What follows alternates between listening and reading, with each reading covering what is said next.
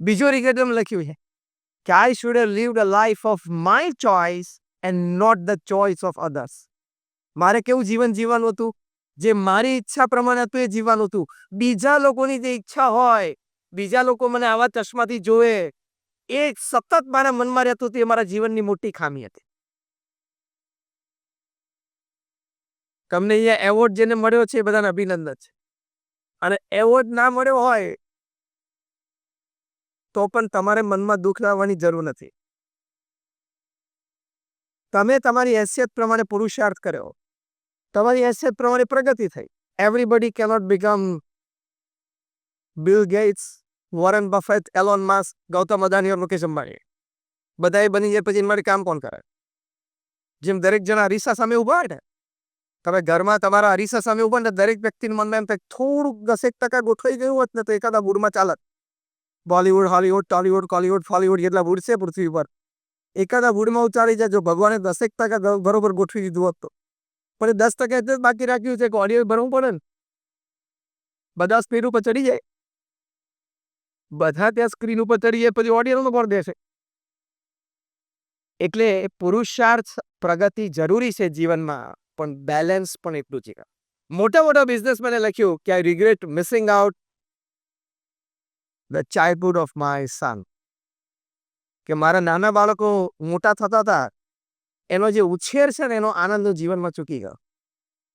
એટલે આવા જીવનમાં ઘણા બધા આનંદ છે. એટલે મનીનું આ સાચું સ્વરૂપ ઓળખી આપો. Money can buy you a good house, not a home. Money can buy you a good bed, it doesn't have the power to give you a good sleep. સારામાં સારો પલંગ ગયો માસ્ટર બેડરૂમમાં એ પોલ હોય, 6 જણા સુઈ જાય એવો ઈચ્છા પણ એ તમને સારી ઊંઘની ગેરંટી નથી. માઇકલ જેક્સન $94,000 પલંગ ઉપર સૂતા હતા, રોજ 10 સ્લીપિંગ પિલ લેતા, અડધો કલાક ઊંઘ આવતી હતી. Consider to be the greatest entertainer upon this earth. Michael Jackson પ્રસિદ્ધ થયા કે પૃથ્વી ઉપર કોઈ વ્યક્તિ પ્રસિદ્ધ નથી થઈ, અને એ પણ સોશિયલ મીડિયાનો જમાનો નહોતો ત્યારે. જો સોશિયલ મીડિયાનો જમાનો માઇકલ જેક્સન વખતે હોતો તો સોશિયલ મીડિયાના, ઇન્ટરનેટના બધા બેરિયર્સ તોડી નાખે. 50 વર્ષની ઉંમરે એમનું મૃત્યુ થયું. પોસ્ટમોર્ટમમાં ખબર પડી એમના શરીરમાં 150 થી પણ વધારે ડ્રગ્સ હાજર હતા. પોસ્ટમોર્ટમમાં એમના શરીરમાં મોર દેન 150 ડ્રગ્સ were present. તો શું જીવન જીવ્યા બોલો? એટલે અમારા ગુરુ હરિ પ્રમુખ સ્વામી મહારાજ એક સરસ વાત કરતા, આ બેલેન્સ વિશે. પ્રમુખ સ્વામી મહારાજે પણ એમના જીવનમાં અતિ અદ્ભુત કાર્ય કર્યું છે. એમણે એકલા હાથે આ BAPS સંસ્થાને વિશ્વવ્યાપી બનાવી. He was a one man organisation, એક વ્યક્તિ સંસ્થા હતા. એમણે એમના જીવનકાળ દરમિયાન 45 વર્ષમાં, એ પણ એમની ઉંમર 51 થી 95 સુધી, એ સમયગાળામાં જ્યારે આપણે રિટાયરમેન્ટના પ્લાન હોય ને રિટાયર થઈ પણ જઈએ, from his age of 51 to 95, એ સમયગાળામાં એમને 1300 થી પણ વધારે hospital, hostel, school, college, community centre, સંસ્કાર કેન્દ્ર, હરિમંદિર, મંદિર અને અક્ષરધામ બનાવ્યા. એટલે દર 15મા દિવસે અત્યારે આપણે એ ફેસિલિટીમાં બેઠા છીએ ને, ધીસ ઇઝ વન ફેસિલિટી. આવી નાની મોટી ફેસિલિટી પ્રમુખ સ્વામી મહારાજે દર 15મા દિવસે સમાજને ભેટ આપી. આ તો ખાલી બાંધકામની દ્રષ્ટિએ વાત કરું છું. એ ફેસિલિટી અમારી ચલાવવા માટે BAPSના સમર્પિત સ્વયંસેવકો મળી જવા, બીજો પેઇડ સ્ટાફ મળી જવો, અને એ સંસ્થાને સમાજની સેવામાં મૂકી દેવી, અને એ સંસ્થા કાર્યરત રહે. It is easy to run a corporate, it is more difficult to run an NGO, a world class NGO. હા, તમે લોકો કોર્પોરેટમાં કામ કરો છો ને, તમારો પ્રિન્સિપલ શું છે? Pay and smile. એ સિદ્ધાંત ઉપર તમે બધા કમર્શિયલ ને કોર્પોરેટ વર્લ્ડમાં કામ કરો છો કે તમારો પગાર તમારા કર્મચારીને ગમે છે કે એના ચહેરા ઉપર સ્મિત છે. બીજે દિવસે કોઈ 2000 વધારે આપશે એટલે પ્રેમથી ક્યાં જતો રહેશે, અને ખોટું નથી. અને એનું કામ તમને ગમે છે એટલે માલિક તરીકે તમારા ચહેરા ઉપર સ્મિત છે. It is as simple as that. અમે જે NGOમાં કામ કરીએ છીએ, NGOsમાં structure is different, the principle is different. ત્યાં સર્વેન્ટ્સમાં રિલેશનશિપ, સેવા કરવાની અને ચહેરા ઉપર સ્મિત રહે, રાખવું ના પડે, રે અને આનંદ. જો BAPSના સંતો, અમારી પાસે કોઈ પાસે બેંક એકાઉન્ટ નથી, અમે પૈસા અડતા નથી, પૈસા રાખતા પણ નથી. હું 25 વર્ષથી નેશનલ ઇન્ટરનેશનલ પ્લેટફોર્મ્સ પર બોલું છું. I don't charge a single penny for that. આજે પણ અહીં આવે છું, રૂપિયો નથી લીધો, બરાબર ને? જ્યારે પ્રમુખ જોડે કન્ફર્મ કરવું પડે. એટલે we are not professional speakers. We are not professional speakers. We are just here to give selflessly something which is most valuable in your life. જે સૌથી વધારે કિંમતી વસ્તુ છે. એટલે સોવેલ્સમાં પ્રમુખ સ્વામી મહારાજે આ સેક્શનમાં રહીને 1300 સમાજ સેવા સંસ્થાઓ ઊભી કરી. દુનિયાના 60 દેશોમાં 18,000 ગામો અને શહેરોમાં જાતે ગયા. ફરવા માટે નહીં, ફરવા માટે નહીં. પ્રમુખ સ્વામી મહારાજ 25 વખત 24 વખત અમેરિકા ગયા. કોઈ દિવસ ઓર્લેન્ડોમાં જઈને ડિઝની વર્લ્ડમાં નથી ગયા. કોઈ દિવસ લોસ એન્જલસમાં બેવરલી હિલ્સ જે આખું હોલિવૂડ રહે છે ત્યાં ફરવા નથી ગયા. વ્યક્તિગત જીવનમાં ચારિત્ર ઉત્કર્ષ થાય, પારિવારિક જીવનમાં સમતુલના આવે, એની માટે પ્રમુખ સ્વામી મહારાજે ઉપદેશ આપ્યો. સમાજ સેવા સંસ્થાઓ વધારે સારી રીતે સેવા કરી શકે એની માટે પ્રેરણા આપી. લોકો પ્રમુખ સ્વામી મહારાજને પત્ર લખતા, વ્યક્તિગત પારિવારિક પ્રશ્નો હોય એવા 7.5 lakh letters answered in 45 years. એટલે રોજના 50 થી 70 પત્રોના પ્રમુખ સ્વામી મહારાજ લેખિત જવાબ આપતા. મેં રિસ્પોન્સિબલ આન્સરિંગ, ખાલી આશીર્વાદ છે એવું નહીં લખવાનું, રિસ્પોન્સિબલ આન્સરિંગ. 3.5 લાખ ઘર, ઓફિસ, ફેક્ટરી કે શોપમાં એમણે પધરામણી કરી વ્યક્તિગત. આ બધા સ્ટેટિસ્ટિક્સ એમને 51 પછીના છે, આફ્ટર હિઝ એજ ઓફ 51. આ સ્ટેટિસ્ટિક્સ સાંભળી તમને કેટલો પ્રચંડ પુરુષાર્થ એમને સમાજ માટે વિશ્વાસ ભાવે કર્યો. પણ આપણે જે આ વાત અને વિષય છે કે જે બેલેન્સ એમને જીવનમાં રાખ્યો. રોજ સવારે 6:40 ફોર 40 years, દુનિયાના કોઈ પણ ખૂણામાં હોય, સવારે 6:40 AM he is for his morning walk. આ શીખવાનું છે એમના જીવનમાં. 6:40 થી 7:10 morning walk, 7:10 to 7:30 morning course, એટલે કે શાવર લઈ લે, 7:30 વાગે પોતાની પ્રાતઃ પૂજામાં આવી જાય. કેટલું પરફેક્ટ અને ટાઈમિંગ અને બેલેન્સ રાખે. આ બેલેન્સ માટે તમારે ટાઈમ પ્રત્યેનું રિસ્પેક્ટ હોવું બહુ જરૂરી છે. પ્રમુખ સ્વામી મહારાજ એક વખત મુંબઈમાં દાદર મંદિરથી ડેન્ટિસ્ટની અપોઇન્ટમેન્ટ માટે નીકળ્યા. ઘણા બધા પત્રો વાંચવાના હતા. મેં કહ્યું રોજના 50 થી 70 એવરેજ હતી. એક દિવસ ના વાંચે, બીજે દિવસ 125 થઈ જાય. પ્રમુખ સ્વામી મહારાજ 2 કે 3 દિવસ જો બીમાર રહે અને આ પત્ર ન વાંચી શકે, ત્રીજા દિવસે 200 letters. Imagine if you have to go tomorrow morning when you go to your office અને તમારે 50 મેલના જવાબ આપવાનો હોય તો શું થાય? ગાંડા થઈ જાઓ. પ્રમુખ સ્વામી મહારાજે 51 થી 95 વર્ષની ઉંમર સતત 45 વર્ષ સુધી રોજના 50-70 પત્રોનો જવાબ આપ્યો. દાદર મંદિરથી ડેન્ટિસ્ટની એપોઇન્ટમેન્ટ વરલી હતી, પરેલની બાજુમાં. તો ત્યાં જતા લગભગ એમને 15 મિનિટ થાય. એમને રૂમમાંથી નીકળ્યા, પત્ર વાંચન ચાલુ રાખ્યો. લિફ્ટમાં બેઠા, પત્ર વાંચન ચાલુ રાખ્યું. પત્ર પતેલ એટેન્ડન્સ સાઈન આપી, એમની પાસેથી બીજો પત્ર લઈ લે. ડેન્ટિસ્ટની રૂમમાં પહોંચે ત્યારે વહેલા કે સ્વામી જસ્ટ 2 મિનિટ્સ, પ્રીવિયસ એક અપોઇન્ટમેન્ટ છે ચાલુ છે. તો એમને કહ્યું વાંધો નહીં, બેઠો છું. એમને પત્ર વાંચન ચાલુ. ડેન્ટિસ્ટની ચેર ઉપર બેઠા ત્યાં સુધી હાથમાં પત્ર હતો. This I am talking of 1990, એટલે એમની ઉંમર 70 વર્ષની હતી. પછી ડેન્ટિસ્ટ એમની ક્રિયા પૂરી કરી એટલે પાછળ બેઠા. તો રિવર્સમાં પણ છેક મંદિરે આવતા સુધી એમની રૂમમાં જતા આ પ્રોસિજર. હી રેડ 18 લેટર્સ, 18 પત્રો એમને વાંચી લીધા. સાંજે ઉત્તર આપવાનો ત્યારે અટેન્ડન્સ સાઈન એટલું જ કહેવાનું કે સ્વામી આપણે પેલા મૌલિકભાઈ નડિયાદના, એટલે પ્રમુખ સાહેબ કહી દે કે એમના ઉત્તર લખી ના, પણ પછી એ પોતે બેરીટીની સહી કરી નાખે. એટલે વર્કિંગ કેપેસિટી ખબર પડી 70 વર્ષે.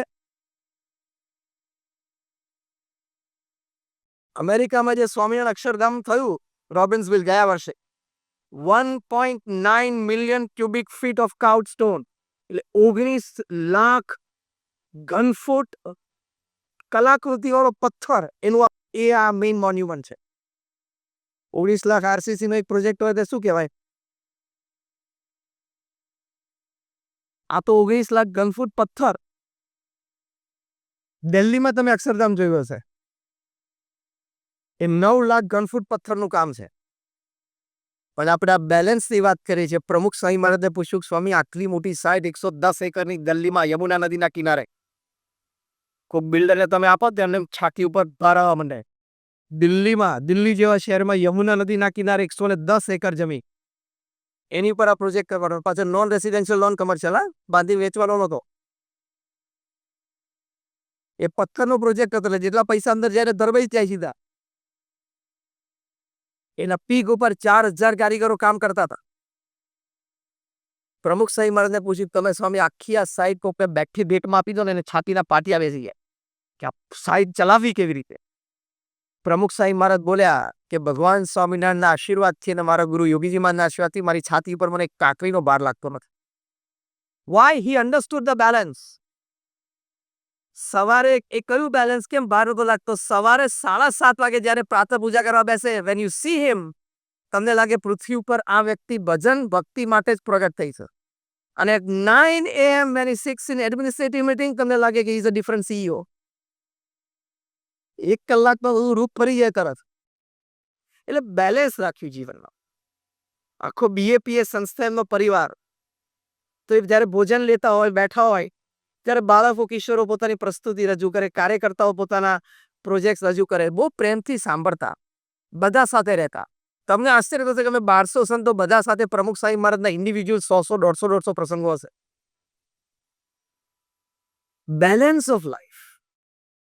અગેન હું વાક્ય રિપીટ કરું છું, કામ કરતા તો બધાને આવડે છે અને તમે તમારી ઓફિસ રાત્રે 12 વાગ્યા સુધી બેસતો તો 12 વાગ્યા સુધીનું કામ છે. હવે તમારે નક્કી કરવાનું છે કે ગાંડું થઈ જવું છે કે નથી થવું. તમારે નક્કી કરવાનું છે કે તમે પરિવારના પણ જવાબદાર સભ્ય છો. My simple question is, do your family members have the right on your time? તમારા પરિવારજનોને તમારા સમય ઉપર અધિકાર છે? હા કે ના? જરા જોરથી બોલો તો ખબર પડે. હા તો રાત્રે 8 વાગે ઘરે પહોંચી જાઓ.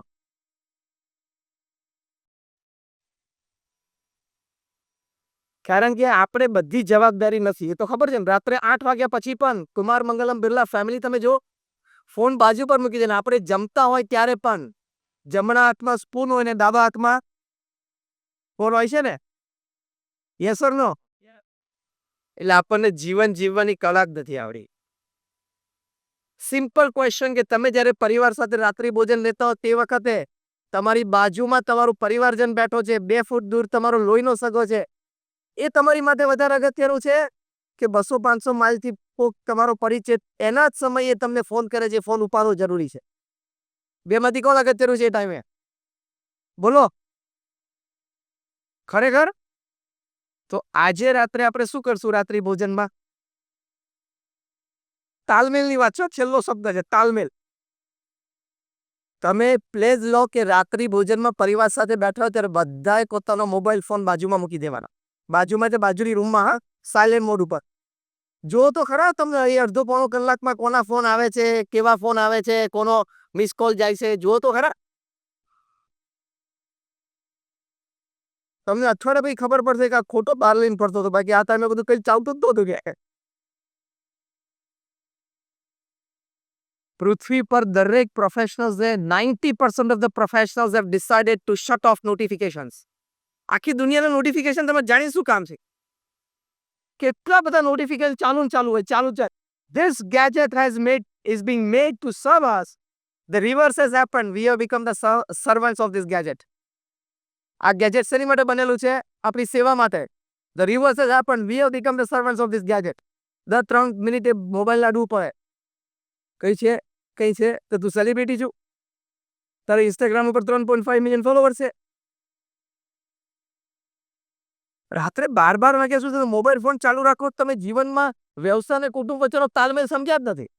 સવારે 9 થી સાંજે 6 ધમધોકાર ધંધો કરો, એની ના નથી, પણ સાંજે પરિવાર, વ્યક્તિગત જીવનને, અધ્યાત્મને સ્થાન તો આપવું પડે કે નહીં?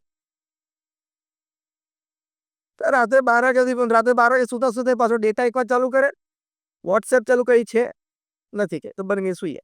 સવાર ઉઠીને તલ્લું કામા કરે, ડેટા ચાલુ કરે, વોટ્સએપ ચાલુ કરે, મેસેજ આવે 70 checks and 100 messages. See so many people wishing me good morning. પણ એમાં 90% શું હોય છે? ગુડ મોર્નિંગના ફોરડા જ હોય, બીજું કંઈ હોતું નથી. એમાંથી એક ફોરડું તમને ગમે, એટલે એનું તમે શું કરો? બધાને ખબર જ છે. એક ફૂરડું તમે છો એટલે રાજકોટથી એ ફૂરડું મુંબઈ જાય, મુંબઈથી છોડે એટલે લંડન જાય, બીજા દિવસે 3 દિવસે લંડનથી ન્યુયોર્ક જાય, ચોથા દિવસે ન્યુયોર્કથી પેલી બાજુ વેસ્ટ કોસ્ટ LA પહોંચે, લોસ એન્જલસ. પાંચમા દિવસે LA થી પાછું ગોલ ફરીને પેસિફિક ક્રોસ કરીને સિંગાપુર આવે. છઠ્ઠા દિવસે સિંગાપુરથી પાછું દિલ્હી આવે અને સાતમા દિવસે દિલ્હીથી લે બધાને ખબર છે એમાં પપોડિયામાં એકાદો નવરો તો થોડું ક્રોપ ચોપ કરે, એકાદું પાંદડું કાઢે, એકાદું પાંદડું ઉમેરે. તમે ગુડ મોર્નિંગ મેસેજીસ રિસીવ કરો અને સામે મોકલો એની હું ના નથી પાડતો, but check the amount of time that you are spending on it. રાત્રે 12 વાગ્યાથી તમે મોબાઈલ ચાલુ રાખો, are you expecting a phone from the PMO? કે પ્રધાનમંત્રીશ્રીને કંઈક આપણું કામ હોય ને રાત્રે 12 વાગે એમના કાર્યાલયમાંથી ફોન આવે અને આપણે ફોન ના ઉપાડી શકીએ તો દેશની બહુ અસેવા થઈ જાય જેમ તમે માનો છો? તારા જેવા એમની પાસે 140 કરોડ છે, તું સુઈ જા શાંતિથી. અને જેને બોલાવાના હોય છે બધા બોલાવી લેશે, જે એજન્સીઓ દ્વારા બોલાવાના હોય છે બધાને વારા પરથી બોલાવી જ લેશે ટાઈમે ટાઈમ. જેને જે રીતે બોલાવાના હોય જે એજન્સીઓ દ્વારા બધાને બોલાવી લેશે. તું સુઈ જા રાત્રે. તારે સવારે વહેલું ઉઠી મોર્નિંગ વોક કરી, પ્રાણાયામ કરી, યોગાસન કરી, નાસ્તો કરીને પછી ઓફિસ જવાનું છે. એ તને ખબર છે ને? એટલે we have not really captured the meaning of life. અત્યારે અમારા ગુરુવારી મહંત સ્વામી મહારાજની ઉંમર 51 વર્ષની છે. Is 91 complete and 92 started. હમણાં અઠવાડિયા પહેલા ઓન સપ્ટેમ્બર 13. 51 વર્ષની ઉંમરે એમની જે વર્કિંગ કેપેસિટી છે, રોજના 3 કલાકની એડમિનિસ્ટ્રેટિવ મિટિંગમાં બેસે છે, ઇન પર્સન ઓર વિડીયો કોન્ફરન્સમાં. રોજના 50 થી 70 વ્યક્તિઓને મળી શકે છે. રોજ ઇવનિંગમાં સાંજે આવી રીતે 1.5 કલાક સત્સંગમાં બેસી શકે છે. રોજના 80 થી 100 પત્રોના ઉત્તર આપે છે. રોજ 35 થી 45 ફોન કોલ અટેન્ડ કરે છે. At the age of 92 running. Workload થયો કે નહીં? કેમ કે BAPS સંસ્થા જેવી મોટી સંસ્થા સંભાળી. અત્યારે અમારી BAPS સંસ્થામાં દર 8મા દિવસે એક ઉદ્ઘાટન થાય છે. કાં તો હોસ્પિટલ, કાં તો હોસ્ટેલ, કાં તો સ્કૂલ, કાં તો કોલેજ, કાં તો Harimandir, community centre. Every 8th day there is inauguration in BAPS. એ બધું જ એમની નજર નીચેથી પસાર થતું હોય. ફાઇનલ યસ, ફાઇનલ ગો એ આપે છે. He is not just a executive chairman, he is rather a CEO of BAPS. પણ એમના જીવનમાં બેલેન્સ. સવારે 1 કલાક પ્રાતઃ પૂજા માટે બેઠા એટલે feel absolutely a spiritual atmosphere. When he meets saints, when he meets followers, when he meets well-wishers, when he meets guests, તમને એમ લાગે કે is for the people. Administrative મિટિંગમાં બેઠા તમને લાગે કે 92 વર્ષની ઉંમરે કેટલું સતેજ છે. હમણાં પરમ દિવસે જ અમે મુંબઈમાં હતા. બપોરના સેશનમાં અમે બધા લગભગ મે બી 100 જેટલા સંતો બેઠા હશું અને મહંત સાંઈ વાળો વોઝ ગિવિંગ અ સ્પિરિચ્યુઅલ ડિસ્કોર્સ.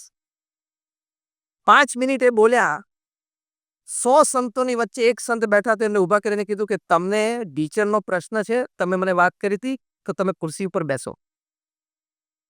આ અટેન્શન રહેવું એટલે જસ્ટ પ્રસંગ તમને સામાન્ય લાગે છે પણ 92 વર્ષની વ્યક્તિ માટે સામાન્ય નથી. હા, એટલે સંસ્થાનું એડમિનિસ્ટ્રેશન પણ ચલાવી શકે છે, વ્યક્તિઓની કેર પણ કરી શકે છે. આ બેલેન્સ વ્યક્તિ એટલે આપણી માટે કુટુંબ, એમની માટે BAPS સંસ્થા એમનો કુટુંબ, તો એ તાલમેલ જાળવી શકે છે. That is important in life. એટલે એક બહુ સરસ ફોર્મ્યુલા, છેલ્લી વાત કહીને પૂરું કરું. એક બહુ સરસ ફોર્મ્યુલા મેં ડિઝાઇન કરી છે, 8+8+8. દિવસમાં 24 કલાક છે તમારે 8+8+8માં ડિસ્ટ્રીબ્યુટ કરવાનો. પહેલા 8 કલાક યોર ઓનેસ્ટ એથિકલ હાર્ડવર્ક, પ્રામાણિક નૈતિક પુરુષાર્થ તમારા કાર્યક્ષેત્રમાં. બીજા 8 કલાક એ તમારે સારી રીતે આરામ, ઊંઘ લેવાની અને આરામ કરવાનો. 8 hours of good sleep or rest. કારણ કે ફરી વખત યાદ કરે તો આપણા વ્યવસાયની આખા ગામની જવાબદારી આપણી. બસ આટલું એક યાદ રાખજો. કંઈ ના લઈને જાઓ તો આટલું તો એકલા યાદ રાખજો. Third 8 hours are very important. એમાં અમે શીખવાડીએ છીએ 3F, 3H અને 3S. 3F એટલે ફેમિલી, ફ્રેન્ડ્સ, ફેથ. 3H એટલે હેલ્થ, હાઇજીન, હોબી. અને 3S is soul, service and smile. આ 9 ડિપાર્ટમેન્ટમાં તમારા ત્રીજા 8 કલાક દિવસમાં જવા જોઈએ તો એને બેલેન્સ લાઈફ કહેવાય. એને વર્ક લાઈફ બેલેન્સ કહેવાય. એને આ વ્યવસાય અને કુટુંબ વચ્ચેનો તાલમેલ સાધ્યો કહેવાય. તો 8+8+1 ની થિયરી થોડીક નજર સમક્ષ રાખજો. તમે બધા ખૂબ પ્રગતિ કરી શકો એની માટે અમારી પ્રાર્થના છે. તમે ખૂબ યશ અને કીર્તિ પણ પ્રાપ્ત કરી શકો એની માટે પણ અમારી પ્રાર્થના છે. અને આવા વિચારો સાથે તમે ફેમિલી અને બિઝનેસ વચ્ચે પ્રોપર સમય, એનર્જી, ટાઈમ એટલે સમય અને એનર્જી રિસોર્સિસ તમે સારી રીતે ફાળવી શકો એની માટે પણ પ્રાર્થના છે. ફરી એક વખત જીઆરસીસીઆઈ દ્વારા કાર્યક્રમનું આયોજન થયું. શ્રેષ્ઠીઓનું સન્માન થયું. ઘણા વડીલો અને રાજકીય પુરુષો પણ ઉપસ્થિત રહ્યા. આપ સર્વે પણ શ્રદ્ધાથી આવા કાર્યક્રમને બિરદાવવા માટે ઉપસ્થિત રહ્યા. એ બદલ એનો ખૂબ આનંદ છે. ફરી વખત અમારા ગુરુવરી મહંત સ્વામી મહારાજના ચરણોમાં આપ સૌ માટે પ્રાર્થના છે. Thank you very much.